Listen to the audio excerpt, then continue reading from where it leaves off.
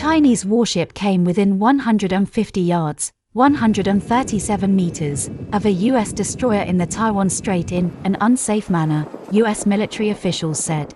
The maritime encounter was the latest close call between the Chinese and U.S. Indo-Pacific Command said the Chung-Hoon and Canada's Montreal were conducting a routine transit of the strait when the Chinese ship cut in front of the American vessel.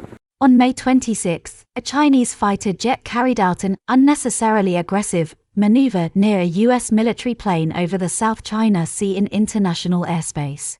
The U.S.-Chinese Defense Minister Li Shangfu told Asia's top security summit on Sunday that conflict with the United States would be an unbearable disaster.